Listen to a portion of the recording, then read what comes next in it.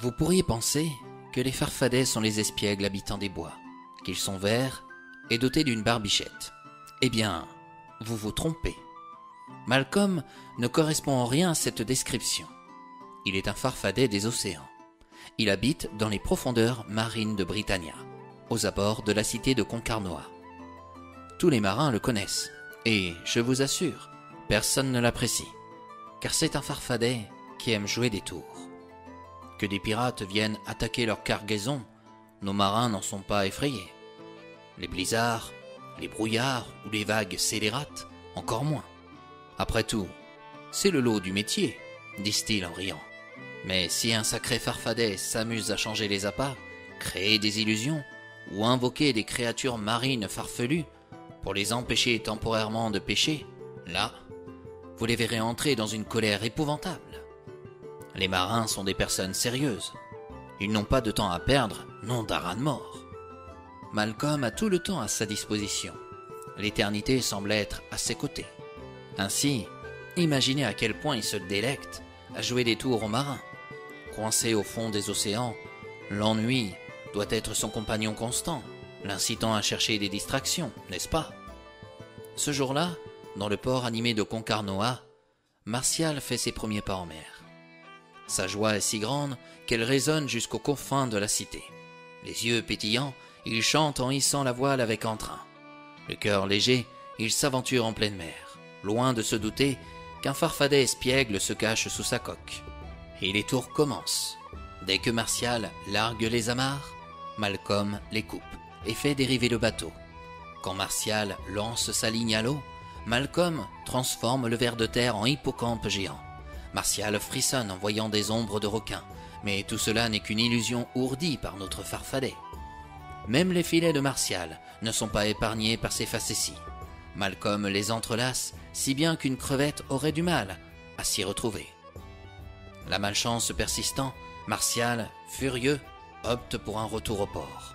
Quel désastre pour sa première sortie en mer. Tapi au creux de l'ancre du bateau, Malcolm se délecte de sa malice.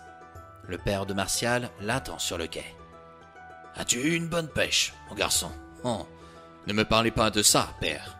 Je suis au bord des larmes à cause de cette série de malheurs. » Martial relate ses déboires. Un cercle se forme autour de lui, attentif à son récit sur un farfadet farceur. Son père approuve d'un signe de tête. « Mon fils, tu as été victime des facéties de Malcolm. » Tous les marins acquiescent à la réponse du père de Martial. Chacun a eu affaire à Malcolm. Ce farfadet des mers est un vrai coquin. « Un farfadet ? Ah, laissez-moi rire. Peut-être que les terriens ont ramené le diable dans leur valise jusqu'à Britannia. Qui sait ?» Le prêtre de la paroisse de Concarnoa prend la parole d'une voix forte. Ses récits de farfadet le mettent hors de lui. Tout cela n'est que baliverne. Et pourquoi pas des sirènes maléfiques pendant qu'on y est? Non, pour lui, tout ce qui vient du monde des terriens ne peut être que l'œuvre du diable. Il en est certain. « Je vais le chasser sur le champ, marin. Vous verrez que j'ai raison. » Quel événement! En un instant, toute la cité de Concarnoa converge vers le port. Certains gloussent en voyant le prêtre agir.